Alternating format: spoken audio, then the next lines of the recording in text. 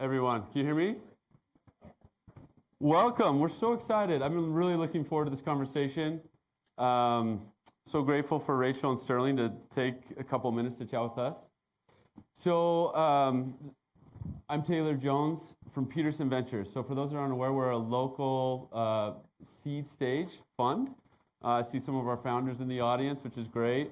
And just really excited to talk. This is a topic that a ton of founding teams are grappling with, right? How do we generate more demand, new users, new signups, new leads? And so excited to learn from two of the best here locally, and Rachel and Sterling.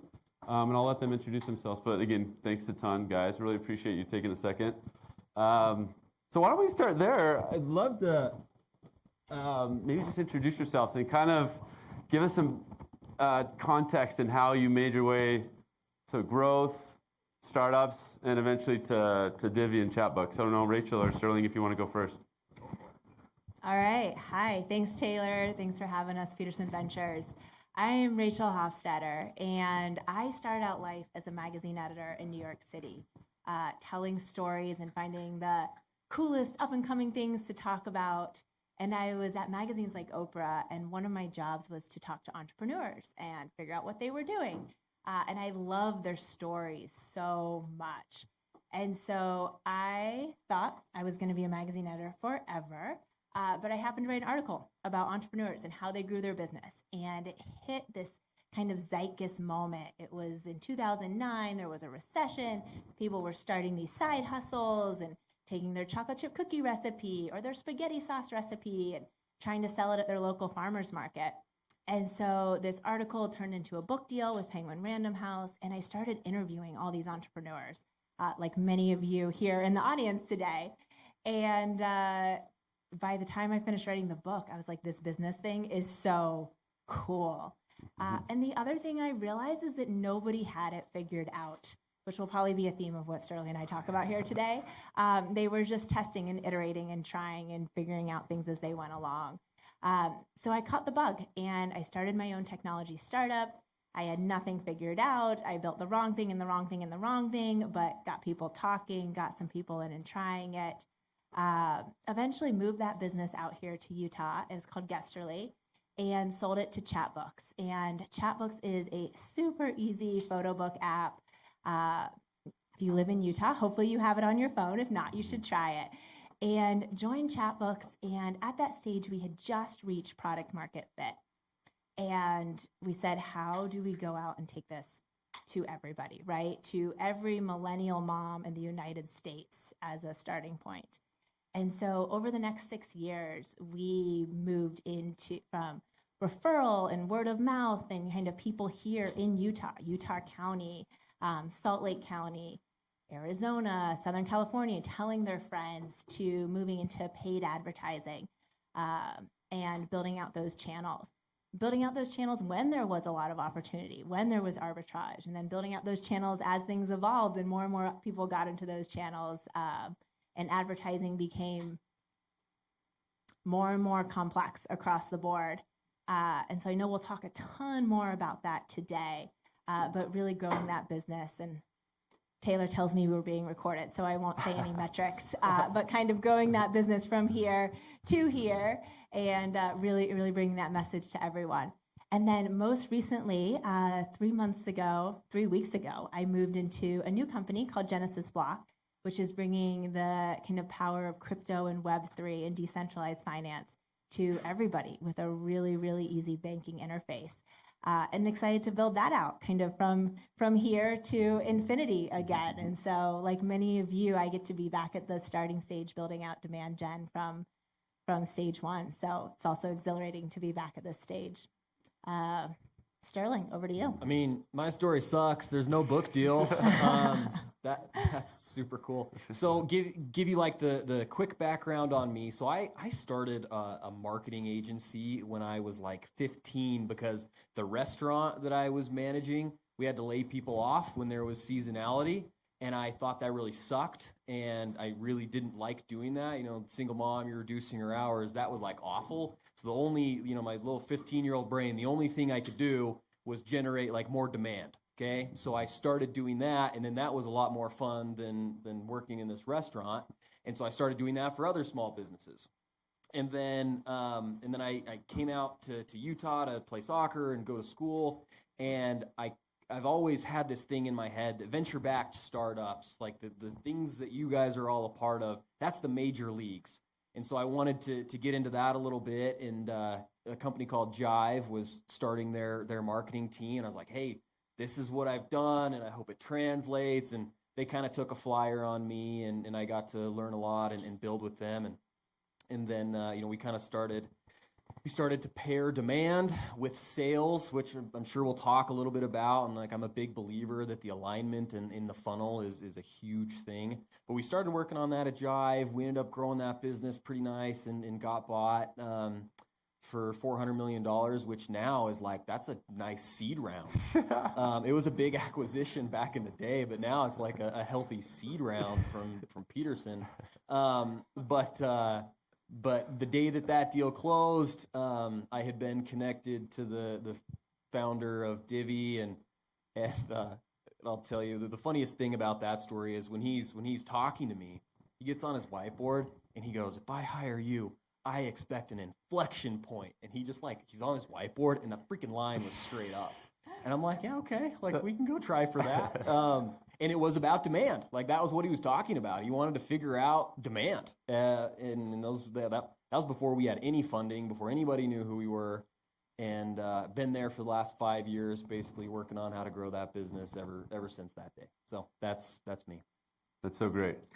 So I love that story because I think that's what a founder or you're leading a company, we need to grow, let's hire a growth marketer, and then it's on you all to figure that out. I'd love to hear those early days. What was your framework? So I think if you come from a big company, it's we need to do organic and SEO and demand and email and conferences. It's you can't boil the ocean to start. So I'd love to think about how you thought about a framework or how to get started and this balance between focusing and going deep on one channel versus breadth and opening up many channels. So take us back to those early days. I think Blake probably said we need to have the hockey stick. How did you do that? How did you start? And either one wants to go first.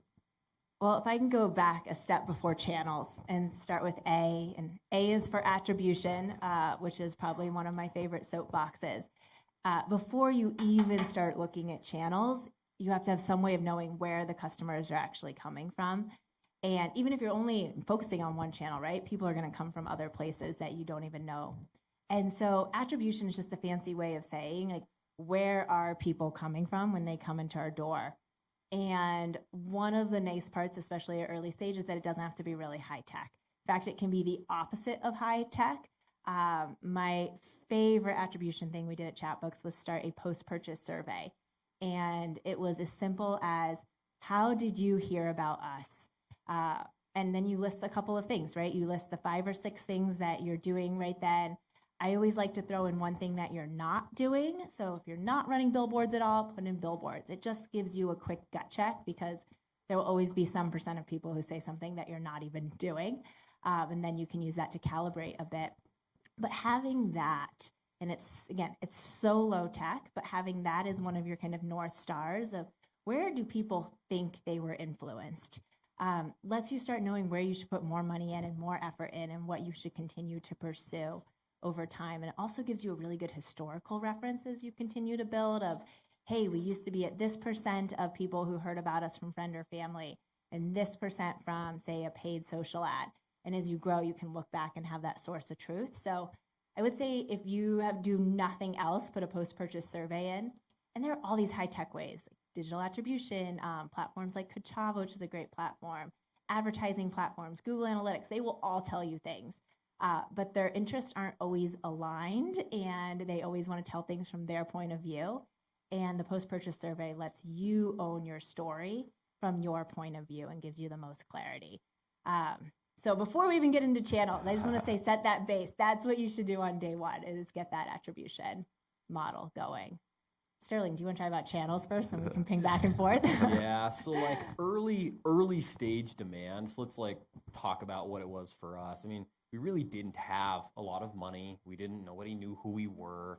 And we didn't have a lot of people either, like to go and work on this stuff. So there's a couple of very simple frameworks that I've used and shared with folks. The first one is you have to be willing to imagine yourself in a room, turn the lights off, and go bump around until you find some stuff, right? You've got an idea of what your ICP looks like. You've got an idea of who your buyer is, but you got to go bump around in the dark, and anybody who tells you different, it's different from company to company. So I thought I had learned stuff at Jive. You come in and you realize you're starting over at a new company. So that's the first thing, is like, be willing to bump around in the dark. Here's the second thing. You know where your kind of fuzzy image of a buyer, you know where they congregate in large numbers, okay? Find that, and then find a very low cost, so CPM sort of a way to get in front of them. Let me give you the Divvy example. I knew our buyers were like the finance leaders of these relatively small companies, okay? That was kind of my fuzzy picture. Then it was, well, where are they all congregating? And we couldn't afford to like go and just throw money in LinkedIn or Google. Like, by that time, the awesome opportunity that was there had already evaporated, and we didn't have that kind of money, right? We couldn't afford it. So I figured out that these finance leaders were all on these business updates, newsletter types of things, right? Millions of them, okay? And some of these newsletters, I'm talking about like Owler and stuff like that, if any of you get on those updates.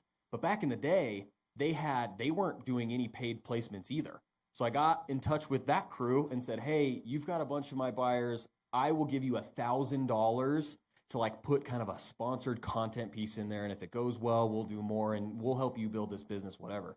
So I got in front of millions of people for $1,000, right?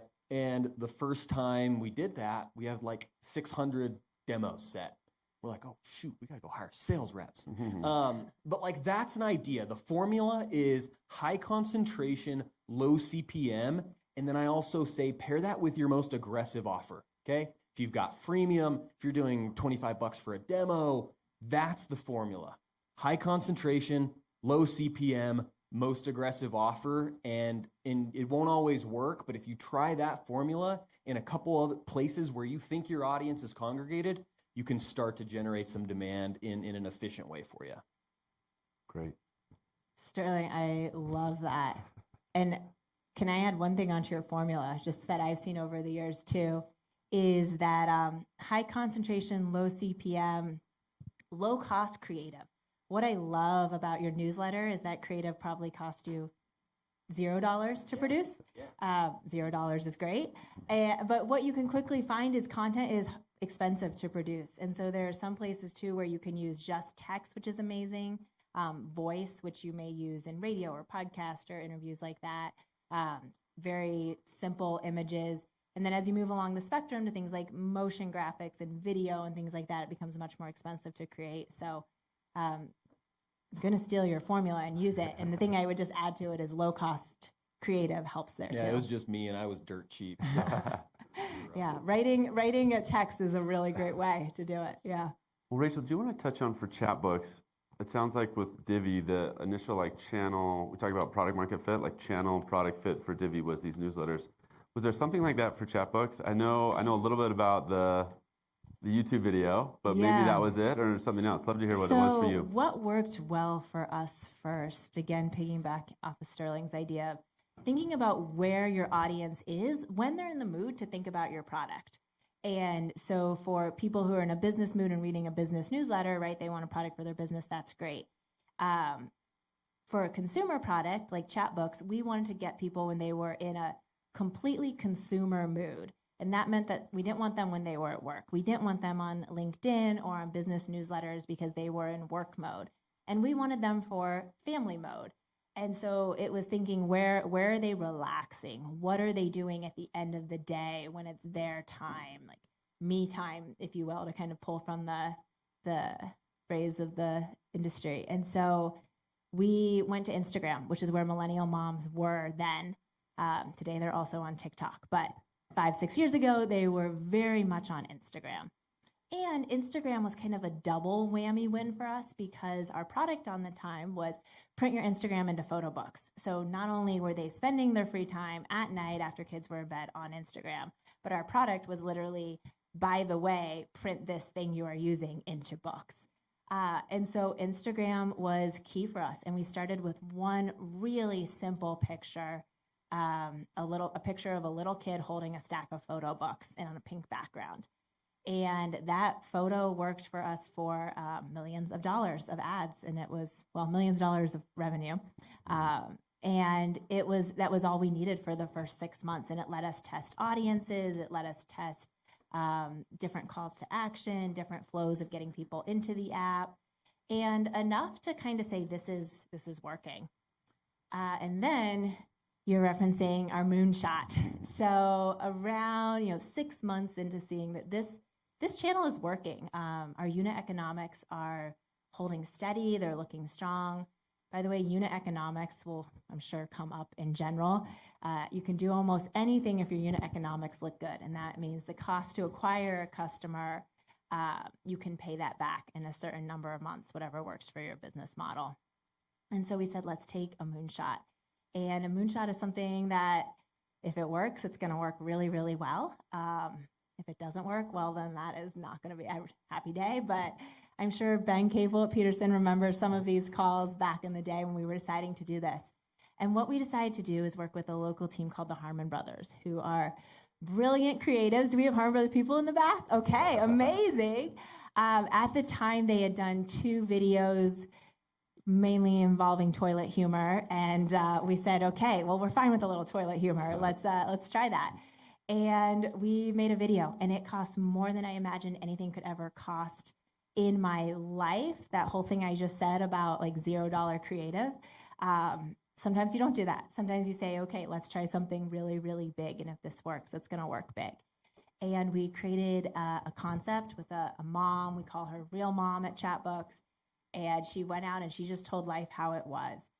And what was so crazy about that video is it launched in October 2016. In October 2016, things could still go viral. They don't really go viral anymore. So that's where, as I tell this story, it feels like a distant era. But it does give you ideas of things to track. So we launched a video. I was terrified it wouldn't work. I think I sobbed the night before, just growth marketer real talk. I was like, this is not going to work. This is the worst mistake of my life. Narrator, she was wrong. But it did it, and it hit the viral moment. And what was so fascinating is we watched the share rates on that video.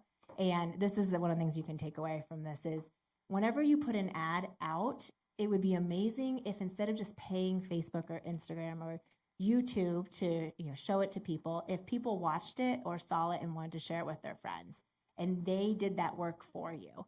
And so if your share rate is high, that's just free eyeballs across the board. So we launched this. The share rate was very high. It went viral. We didn't have to put money behind it until it was well past millions and millions of views. Ended up going all the way to 100 million views with really healthy customer acquisition costs throughout. But I think there are a few other things we learned there. And even that video, which was so effective and so good, after 7 impressions per user, it stalled out. So once somebody sees something 7 times or hears something 7 times, and you may find any different ad unit has slightly different, like for this ad, it may be 5 or 9, but an ad can't go to infinity. Every piece of content, no matter how good it is going to die at some point. And so that just means that everything you're doing, you've got to have 17 other things in the pipeline to put behind it. That was a long story, Taylor. Great. But Awesome things to background. take away from it. Well, I want to go back, Sterling. You said this idea of bumping around in the dark, and I'm guessing some folks here are bumping around in the dark as we speak. Stay the course. Well, that's the question. I'd love to get your perspective. So, with some channels, it just takes time. Organic, especially SEO, content strategies versus something like a YouTube video, or you hit lightning with the newsletters that worked. What's your counsel for folks that are in that process, thinking about being patient, thinking about do you optimize for unit economics, or are you just trying to see what's sticking? I'd love to talk through that process and how you guys think about it.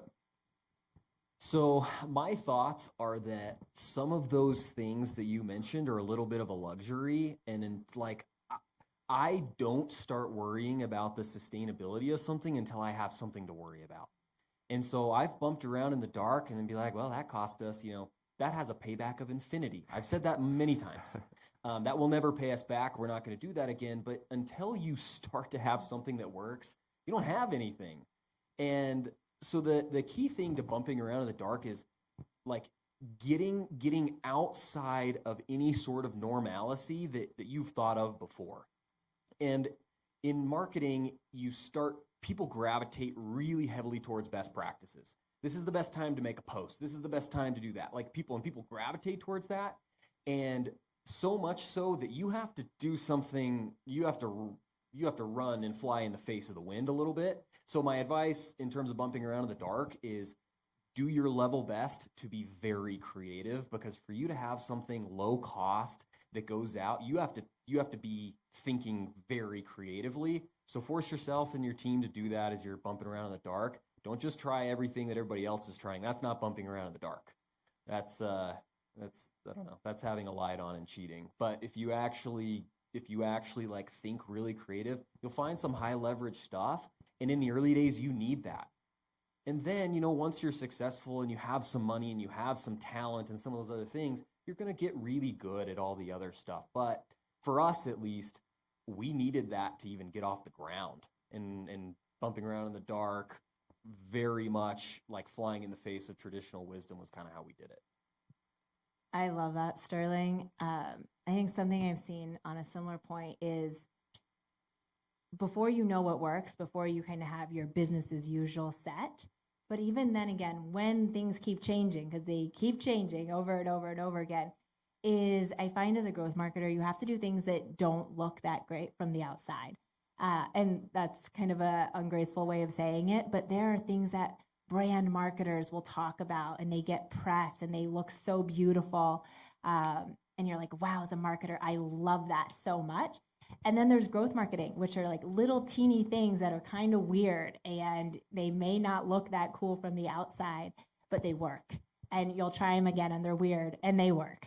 And I think that's kind of bumping around in the dark too, is trying things that don't look award worthy on the outside. I love that. So another quick story. We dressed up a guy in a purple suit with a cowboy hat, taped $200 worth of $2 bills to him, and sent him to go walk around at Silicon Slopes. Okay? And that's one of those things, like, there's part of you that cringes at something like that, and what about my brand and stuff like this. But we just needed to get something off the ground. And one of the guys who went and grabbed a $2, we call him the cashback cowboy. That was what we called him. And one of the guys who grabbed a $2 bill off that and said, I'd love to chat, it was Josh James. Okay? And that, like, you just never know what's going to happen when you're bumping around in the dark, but it's usually stuff that helps your business. But I couldn't agree more. It's not textbook. It's not pretty most of the time. Questions okay?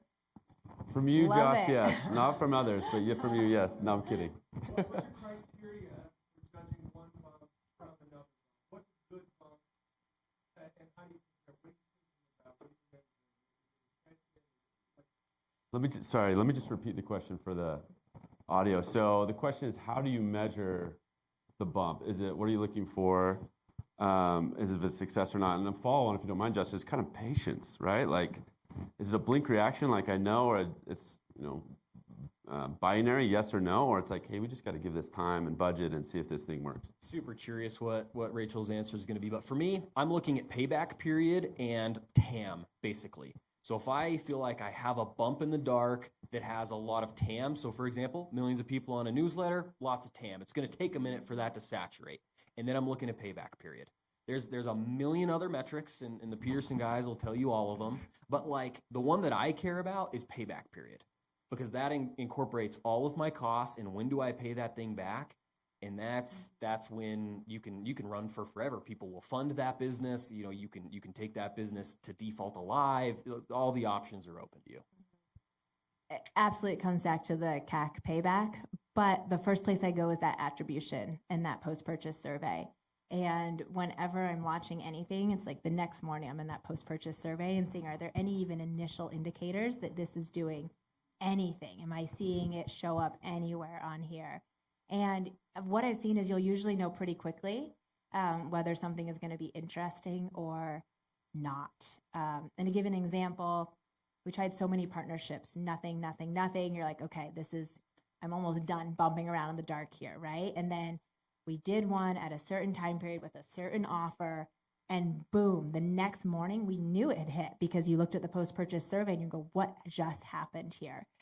So that's the first place I keep looking, is that post-purchase survey. Awesome. You have a follow-up? Patience is overrated for like the stage we're talking about. Patience in later stage marketing, very much so. But like for what we're talking about, if you go and blast a newsletter, like don't wait to figure out if it worked. Like go bump around some more. Cool.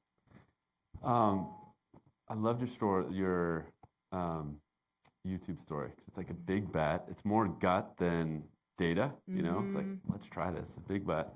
Love to hear any stories, especially in the early days where it was like more instinct and well, maybe your idea that didn't think it was going to be great, it turned out great. And maybe one you thought would be great, it did turn out great. But I'd love to kind of hear some instances where it turned out better than you thought. Maybe I already stole you already talked about yours, but anything in... Well, Sterling may have the same thing, but I would say there are hundreds and hundreds of things that we thought would turn out great and didn't. And that's just par for the course. Like, it's worth setting expectations. The list of things that we thought would be great and weren't is very long, but keep that list and come back to it, because two things can change. A, your customer or your product can change over time and evolve, or just the market, the platform, the cost you're willing to pay changes. And so things like TikTok, which seemed very crazy when we first started looking at them, and didn't perform organic or paid in the beginning, kept it on the list. Doesn't mean you're continually investing on it, but you kind of go back to that list of what didn't work and say, is there anything worth your trying again? And then, the third time was the charm on TikTok. It did work spectacularly. And so it's worth going back to that. But it's going to be a long list of things that don't work. Let me think about one that did work while Sterling goes. So make sure you understand there are real differences between consumer and business, and do not that's why you're hearing some differences in our stuff too. So, well, it's funny because we struck gold with this newsletter thing. And so I start calling everybody, and a bunch of stuff that you guys read today, like Morning Brew and The Hustle and stuff like that. We were their first advertiser. So I'm like, this is the best thing ever. I go to the New York Times, who's been running their newsletter advertising for forever, really expensive, but I'm like, hey, I've bumped around enough. I know what I'm doing. Put money in there like a goose egg. Like one of the most painful days at Divvy, period, because that was money we did not have. And that's something I thought would work that didn't. And those stories, like Rachel said, those lists are very, very long. Another thing that did work, that was a little bit more gut, is I just love creative ways to break out of the noise. You have to be looking for them. So one thing we did is we bought a bunch of Ray-Bans. We took the sunglasses out, we left the case in, and we mailed those to some of our target accounts. And we said, hey, here's your case, you get the sunglasses when you do a demo. And, that was, again, something, was like Sterling's on crack. And, it ended up working out really well for us. It had the metrics that were appropriate, and is still part of our business today. Now we do it with other things like AirPod boxes and stuff like that. What was the hit rate on that? So the first 100, dude, this is 5 years ago. And there's been a lot of numbers in my head since then, but it was over 50%. And again, it was a well-curated list and stuff like that. And there is no magic bullet. Don't let me convince you otherwise, but it worked for us. Okay, something that worked, and recently-ish, so that it may be helpful. As a general mindset here, it's try to be one of the first people into any new thing. And so that does mean constantly, what is a consumer seeing right now that didn't exist a year from now or a year earlier? Or is there a business that's changing its model in some way? And so to use an example, I'm going to nod to Bet again because this came out of a board meeting. But I kind of just asked our board members, I said, are you seeing anything new? Because by the way, I am desperate for new things. Please, somebody, if you've seen anything. And Gavin, who is the partner at Kickstart, said, I heard Cameo is doing something for businesses now. And Cameo, up until that point, up until a month earlier, had been for consumers. It's a site, you go, you have a B-list celebrity, make a little video for you to give to your dad on Father's Day. Like that had kind of been their business model. And so I looked it up, and it turns out they had just launched Cameo for Business. And so I shot the email, that was on there, a note. She got back to me right away. I think we were their 14th client. And she said, hey, here's what we're doing. Yeah, I guess you could make an ad. Nobody's really done an ad yet, but I guess you could do that. And I was like, what I want to do is have somebody talk about our product. I'm going to stitch in our photo of our product, and we're going to run it. And she's like, it has to have the Cameo watermark. I was like, fine, I don't care. This goes back to do things that look bad too. And so maybe we don't put this part on the podcast. You've got to edit right, Rachel. Be candid. Okay, so we made a list of kind of B-list celebs from the 90s and the early 2000s that our audience of, 37-year-old moms with kids under 2 might recognize. And we reached out to Lindsay Lohan. And Lindsay Lohan was in a movie called Mean Girls. You may know her. And we said, we'd love to have Lindsay do an ad. And we actually did a number. We did 6 or 7. And they all performed quite well. And so we would take the content, we would stitch it together in post-production. It was wonky. It did not look high-produced. But Lindsay Lohan kind of showed up and phoned it in. And she did something like, chat books, they're photo books. You should try them. Bye. And, I got the video and I was like, okay, I just paid $2,000 for this. Can I use it? And we stitched it and we put it on, and it did wonderfully. And it did wonderfully because it was kind of right on that edge of weird, and nobody expected it. But also they were like, this is Lindsay Lohan showing up in my feed. What is she up to? What is she doing here? This is odd. And 6, 7 months later, there are lots of companies who are trying to use Cameo. And I don't think it works as well right now. But my point is the second you see something new, and if you can get in for relatively low cost, in this case, Cameo for Business told us the entry level was $40,000. I was like, I have $10,000 max. Can you let me in and try it? And they go, yes.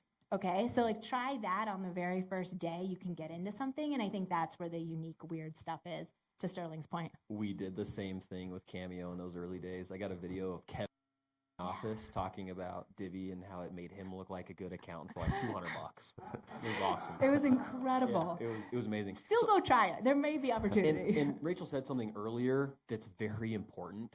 As soon as you find something that works, you're on the clock of when it will no longer work.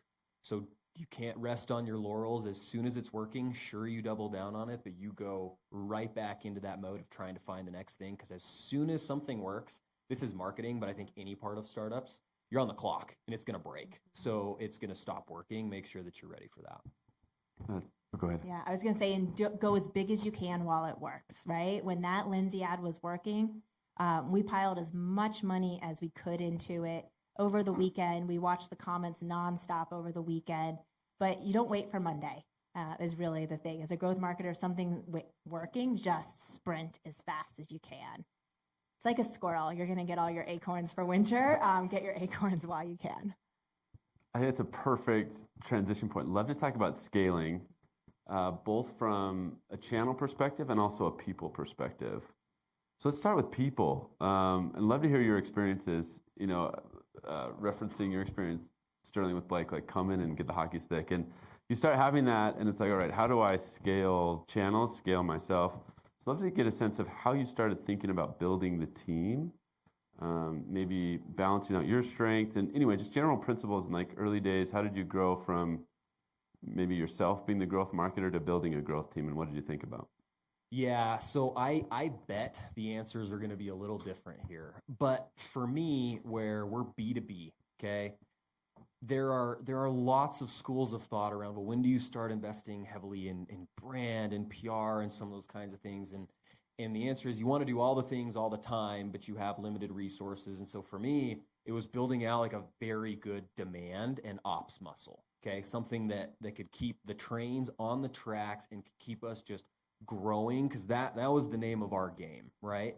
And you have to like sacrifice things in pursuit of that, and you have to push some projects off. But for me, and you have to hire the exact type of person that you want for your stage. Okay, so if you're going from seed to A, for example, that's a very different growth marketer than somebody who's spent X amount of years at a really large company and can just has like, YouTube advertising dialed in, right? You need somebody who's going to be more creative, who's going to be able to think outside the box at that stage. You get more specialized as you go along. And that's hard because not every person on your team is going to stay with you for the full journey, but make sure you are aware of your stage and hiring for what you need, which for us was like demand and ops, and then it was content, and then it was brand, and then it was all of those things later. Yeah, I'd say start with numbers and start with somebody who can look at all the channels that you're trying right now or want to try and bring it as much as possible to an apples to apples comparison. And so you're going to want to be able to be dialing channels up and down day by day, watching funnels across different channels. I agree with you. I think it's starting with somebody who is really, really good at spreadsheets. Interview question, ask them about pivot tables and see if they can show you how a pivot table works. And setting up like a really clean structure, because as much as you're doing all this crazy experimentation, you want to do it within a structure of what did this drive for new customers. Again, same idea, I think, going back and forth. That would be my very first hire, or something to be very comfortable doing yourself, is channel to channel comparison. And then you'll start adding in all the great content and stuff that you're trying. Yeah. So I work with Rachel. I just want to highlight she's the first marketing person I've met that owns pivot tables. What she just said is super critical. We're at this stage where we're trying to understand all of our channels and opportunities, and I love it. I absolutely love most of the marketing people I've worked with before. The fact that she drives creative with numbers is a whole different level. It makes our strategy and execution towards these numbers much more reasonable for the entire executive team. So I just want to shout out. I paid Tyler. Thank you so Is he a much, plant, Tyler. Rachel? That's great. No, thanks, Tyler. That's awesome. But it makes it easy to get more resources, right? The more you can show that you know exactly what every dollar is driving and what it's returning to the bottom line of the business, it lets you kind of have wind behind your sails as you try to drive growth too. And it makes it so it's not opinionated, right? Like you're trying to get to a point where you're like, here is the data, and I am going to go do something crazy over here, but the data is showing that 80% of what we're doing is returning X, Y, and Z. Just lets you make decisions and maybe sleep a little bit easier at night. One follow-up, how about timing? When do you know the timing's right to scale? And are there risks to maybe overhiring or scaling too fast, both from a budget perspective or a team perspective? And one follow-up to that, how do you feel about like leveraging agencies to scale versus bringing on FTEs? Like you mentioned, Sterling, we need to do content, we need to do, maybe we're moving to digital, whatever. How do you think about, let's test this with an agency versus bringing on a full-time employee? Yeah, gonna piss some people off probably. Like I think I'm a control freak, and when it's my name and my number and my responsibility, I'm gonna hire 10 times out of 10. Not to say that we haven't leveraged agencies in the past, but like it's because I can't hire somebody that fits the mold. And there are good agencies out there, and there are people who will tell you I'm an idiot for saying that, but that's just me and kind of how I view it. Cool. How about on the kind of timing question? Yeah, so this is really important, because if you get it wrong, you overhire, you put yourself in a really bad position. Like that's when really crappy things like layoffs and different awful consequences happen. So I've always had in B2B, you always have like a ratio, right? What is your coverage ratio that you need to support like a sales rep? And when your coverage ratio gets usually, like for me, when it gets 50% over, okay, we're triggering another like automated head. And by the way, that flows down to customer success. But if you're asking about marketing specifically, that's a lot more judgment. And that's a lot more saying, what is our attribution telling us? What is our cost per channel? How much runway do we have in all of these different channels? And then you have to like take bets, because that is the very top of the funnel. You hire people and you increase budgets and you do all those things. The rest of it can be relatively metric driven, but marketing's a lot of judgment and a lot of like being able to be okay. So the thing that I would say about timing is just build in a buffer. So say, if we spend this money, hire this people, and we're 50% wrong on my assumptions in this model, we're going to be okay. Just build yourself a buffer, because I don't think you can time it perfectly either way. Great. Rachel, any thoughts on that? Yeah, so I think internal, it's really important to have people who can see the whole landscape across all channels. And however many people that is, but 1, 2, 3, so let's start with 1 at an early stage. Somebody who is literally looking at every single thing that money or team time is going into and being able to compare them. Because they're going to be able to say, dial this up, dial this down in comparison to everything else. And an agency can't do that, right? Because they're only going to have one view of one thing they're looking at. And then I think there are 2 other places where agencies are helpful. One is if they have such a clear subject matter expertise that is kind of more than one person bringing in-house. So like a lot of the stuff you can do with Google or Facebook, you can bring one person in-house and they can run that really, really well. I found the 2 places that agencies were really helpful were influencer marketing, because there's a big network kind of day-to-day job happening there, and PR. Both of those, I generally find that an agency can be a helpful partner, but you have to also treat them like part of your team and give them your data and bring them along for the ride, get them on Slack with you. Like those are the best agency relationships I've had, when they are just an extension of your team. The other thing I would say is you grow, especially when you're looking at demand generation. You have all these channels. Each channel is like a train, right? It's moving, whether you are pushing it or not, once you start to get one up and running. And in the beginning, you're kind of going to be one deep on any given thing. And one deep works at the beginning, but it's also scary. Somebody gets sick, somebody loses Wi-Fi on a plane, and something happens. The one deep level is just like all hands on deck. And I really like to get to 2 deep as fast as possible in some way, because then there's just always a backup. There are 2 people that can get into any single thing and actually understand what's happening. And if, AWS goes down and you have to turn off all ads ASAP, right? Like there are people there who can go and move that. It's a very true story, of course. And then eventually you'll get to the 3 level deep, but I think it's a big moment when you go from 1 level deep to 2 level deep. And that's when you'll kind of start to feel like everything is moving under its own power. Great. Love to ask about hiring, kind of on this topic. You're starting to scale. It's hard for everyone to acquire great people right now, but I feel like as we talk to our portfolio companies, hiring great marketers is top of mind all the time. Love to get your perspective on how you kind of evaluate growth marketers, what you're looking for, interview questions, processes. And then for folks that are trying to acquire growth marketers, what's exciting? So let's say you found a candidate. How do you attract that person to your company? That was a long question. But processes, how do you evaluate? And then how do you attract great growth marketers? So I think marketing attracts. I think marketing is the hardest thing to hire for, period. Because I think it allows you to hide in a lot of things, and you can say the right words about marketing very, very easily.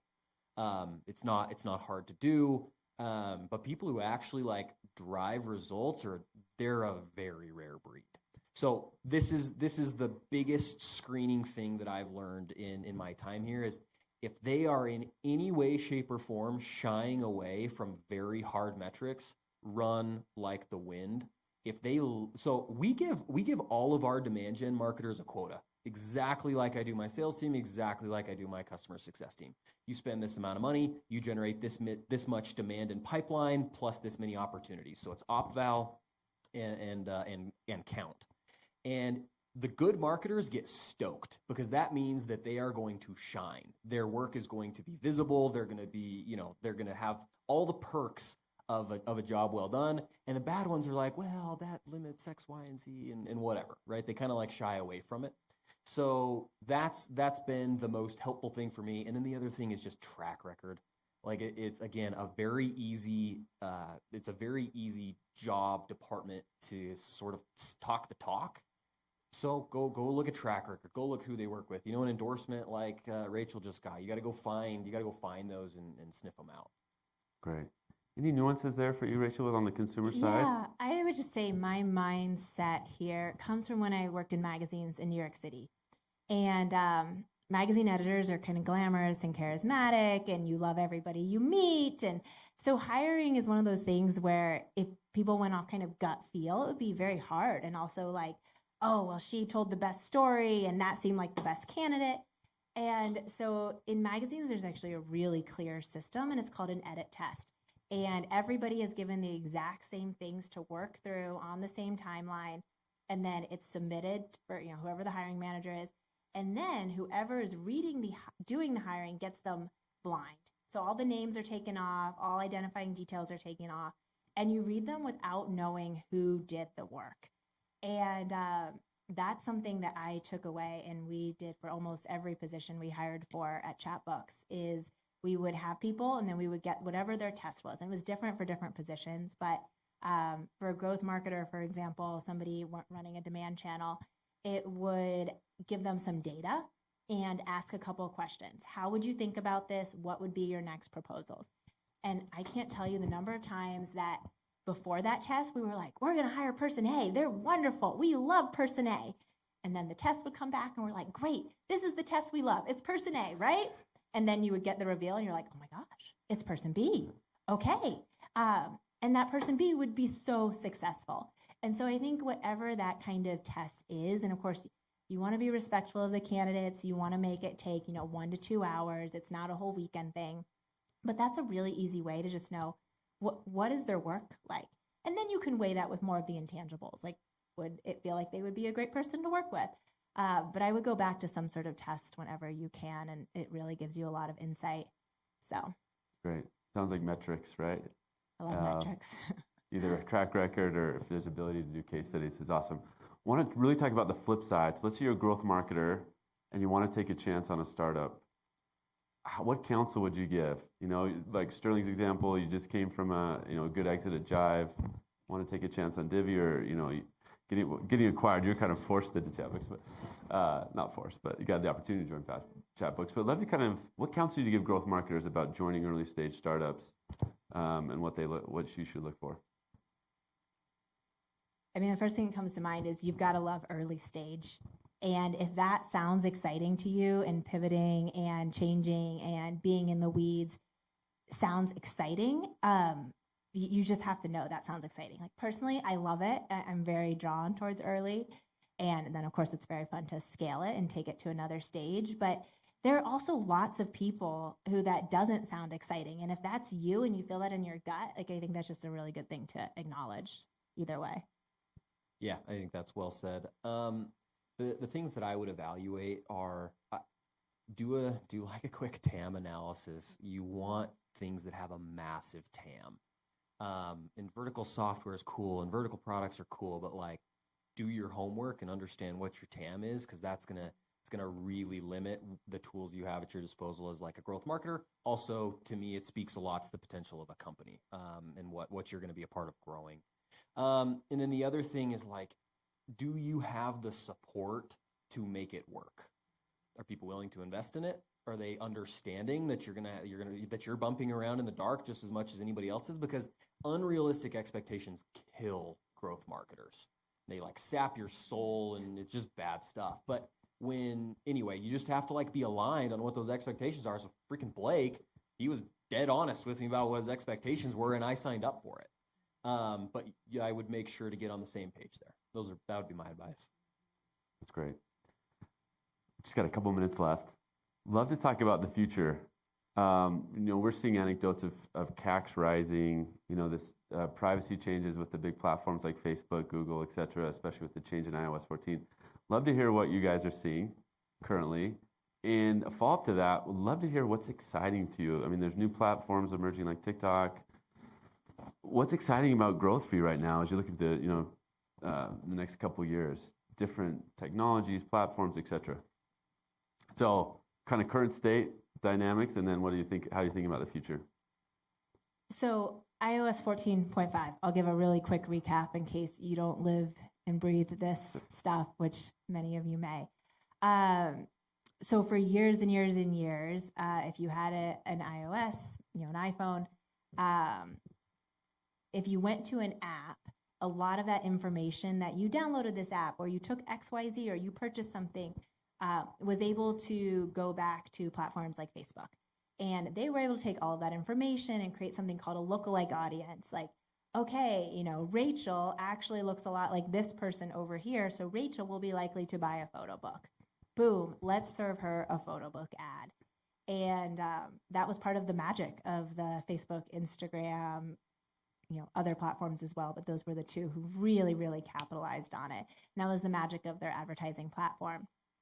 And last April, Apple, which owns iOS, basically kind of closed that door.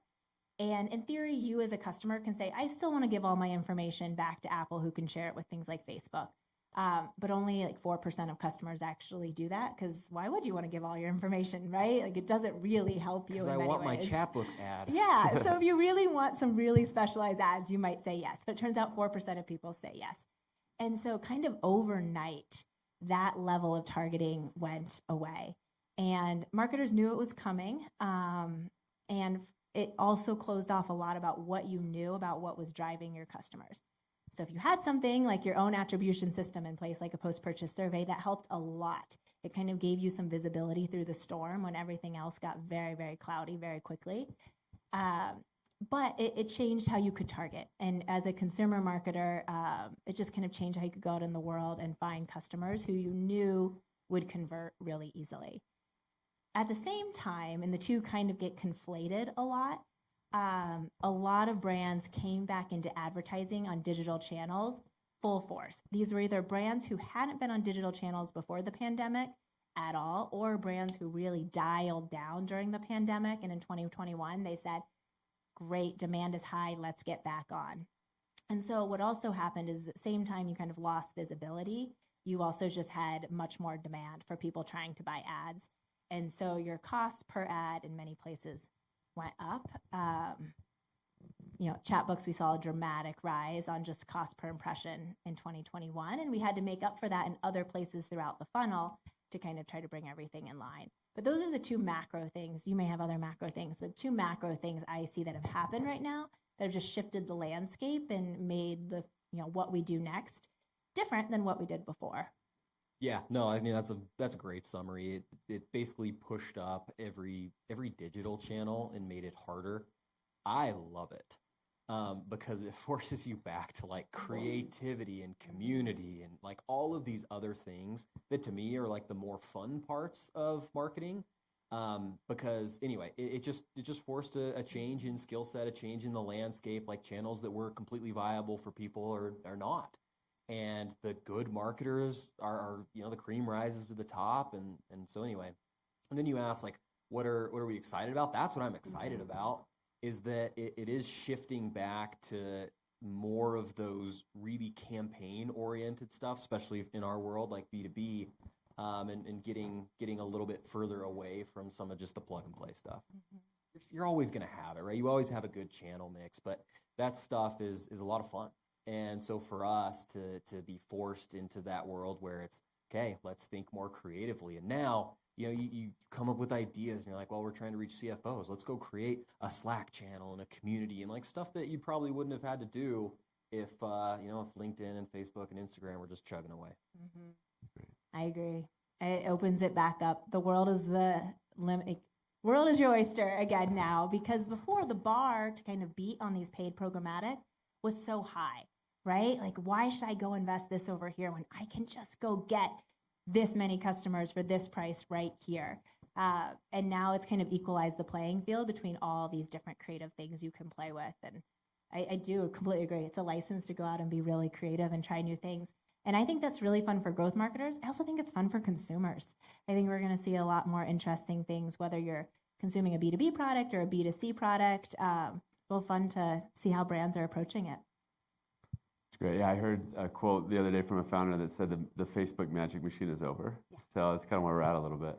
They'll figure it out again. I think we all mourned it, and now we're like, okay, well, dealing with move on. reality. Yeah. It's awesome. I think we're out of time. Is there any burning questions? Okay. Oh, please, go ahead.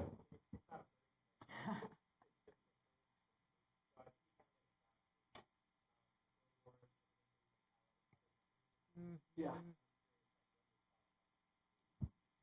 So I'm just going to repeat so fast. So the question's around some advertising on billboards, out-of-home advertising, you would say.